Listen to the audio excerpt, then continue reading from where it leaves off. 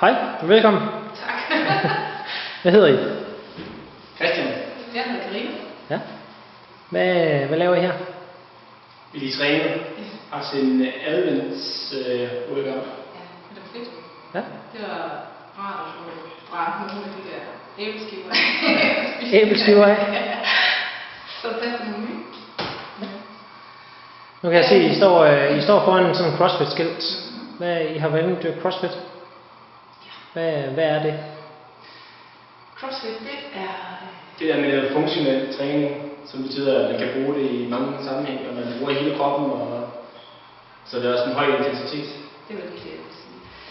Ja, det er høj intensitet. Det kan også være, det kan også være godt, så det er mere som styrkepræget, max træning på forskellige løft. Men det er sådan en god blanding, og man kommer hele kroppen igennem, og det er rigtig fedt, synes jeg. Ja. Ja, jeg synes også, det er hele pakken, for det er ikke sådan noget fitnessmål, hvor man bare tager bryst og arme og sådan noget. Der er både noget cardio og noget styrke og noget teknik, hvor man lærer at bruge kroppen, ikke? På forskellige måder at kramme lidt af og sådan noget. Så det vil sige, at der er en, der står direkte og instruerer jer, når I træner i, hvad I skal lave? Ja. Ja, altså der er jo altid et planlagt what, som det hedder. Nogle forskellige øvelser, man skal igennem, som bliver vist af instruktøren, man skal køre og bagefter.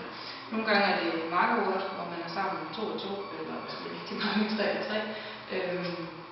Så altså, det er helt vildt sjovt også at dyrke CrossFit, synes jeg. Fordi jamen, det er hårdt, det er sjovt, og det er... Ja, det gode er jo, at når man møder op, så ligger programmet klar, for man tit bekymrer sig om, om man skal være træne lidt af eller træne lidt af. Man møder op, så man bare følge program der. Så ved man, at man får noget ud af det, og man kommer hele vejen rundt. Og man ved aldrig, hvad der er på forhånd. Det er også ret. Ja. Så det er jo en overraskelse hver gang, man kommer til træning. Så selv de dage, hvor det kunne være 5 km løb, som man normalt ikke lige gider selv måske, hvis man ikke bryder sig om løb, så er det stadigvæk sådan noget, man er med til, hvis først man er her. Ja, men det gode er jo, at så er man ligesom forpligtet til at gøre det, ikke? Man ved jo, det er godt for en, at det er 5 km der imellem, så er man forpligtet, og man gør det sammen med andre, så er det ikke så slemt. Hvis man gør det alene, så er det aldrig godt.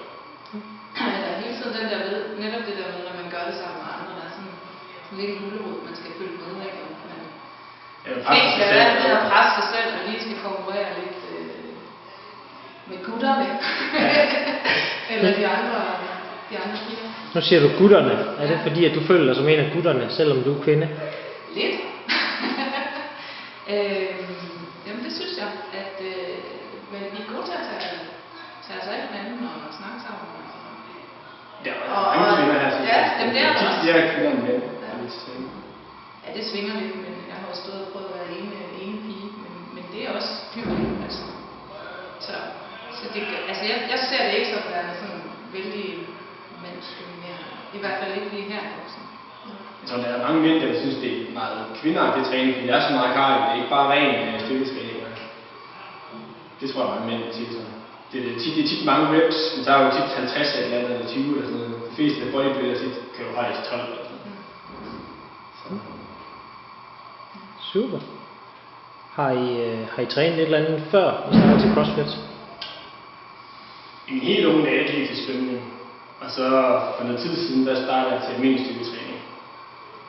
Og så havde jeg en marker, man stoppede, og så begyndte jeg til det her i stedet for. Det er sådan min. Ja. Altså jeg hedder gymnast. Så har jeg gået i gang med at styrketræne, og egentlig synes, at det var, jeg blev hurtigt træt af det, eller jeg synes, det var kedeligt. Så har jeg løbetræning. Og så, da det åbnede hernede, så tænkte jeg, det skal jeg prøve. Jeg havde snuset lidt til det før, men ikke sådan som nu, med 4 gange. Okay. Nu siger du flere gange ugen. Hvor meget tid bruger I på CrossFit? Cirka? Så jeg prøver at komme ned 1-3 gange. De gange, hvor jeg kun kan komme 2 gange, så laver jeg tit noget derhjemme. Et eller andet. Ja, sådan. Der ikke kræver det store udstyr, men med pulsen kommer over. Er det så 2 og 3 timer per dag, I bor, når jeg har, eller? Altså selve...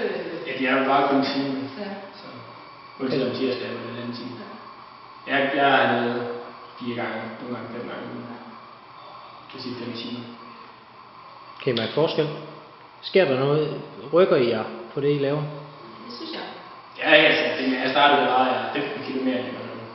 Og jeg kunne ikke lave pull-ups og sådan noget, så der er skidt. Ja, det synes jeg også. Jeg kan også mærke, at jeg løbetræner lidt. Jeg kan også mærke det på mit løb, at konditionen bliver bedre. Selvom jeg ikke løber 3 gange om ugen, for eksempel. Men laver det andet, kan man sige. Ja. Så den kardiotræning, den har noget at sige. Altså, til andre idrætsformer også. Er der noget, som I sådan føler, det her det er bare ekstraordinært ved CrossFit frem for, hvis I skulle tage ned og træne almindeligt i et træningscenter? Er der noget anderledes ved at komme her? Det er det der med det hele pakken, vil jeg sige. Ja, det, og så synes jeg også, det der, ja, at man lige bliver hængende bagefter og snakker lidt. Og jeg synes også, det er fedt, når vi har de der mange også, at man går og hjælper på hinanden. Og, altså, så giver man lige en ekstra skalle.